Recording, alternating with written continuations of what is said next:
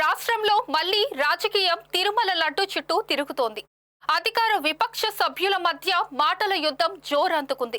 విశాఖ జీవీఎంసీలో కూటమి వైసీపీ కార్పొరేటర్లు కొట్లాటకు దిగడం హాట్ టాపిక్ గా మారింది.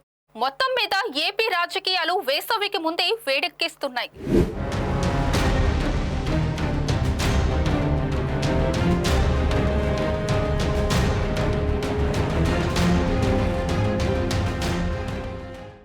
ఎన్నికల్లో గెలుపు ఓటములు సహజం.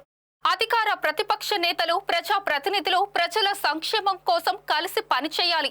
కానీ రాష్ట్రంలో దురదృష్టవశాత్తు సీన్ రివర్స్ అన్నట్టుగా ఉంటోంది.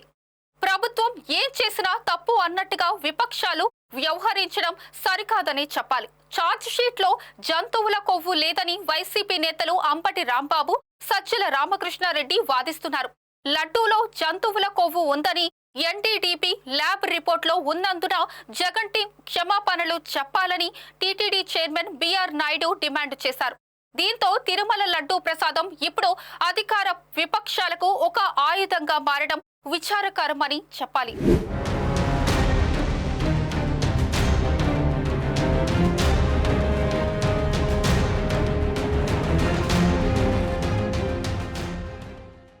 ఇక విశాఖ విషయానికి వస్తే జీవీఎంసీలో జనవరి 30 బ్లాక్ డేగా చరిత్రలో మిగిలిపోతుంది.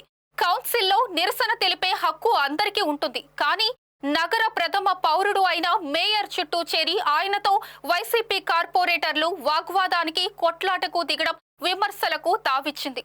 ప్రజల నమ్మకాన్ని వమ్ము చేస్తూ ఎంతో విలువైన కౌన్సిల్ సమయాన్ని ప్రతి సమావేశంలో వృధా చేయడం పరిపాటిగా మారింది. రాజకీయ విభేదాలు పక్కన పెట్టి ప్రజల సంక్షేమం కోసం పనిచేస్తేనే ప్రజాస్వామ్యంకి సార్థకత అని వీరు ఎప్పుడు గ్రహిస్తారో చూడాలి మరి.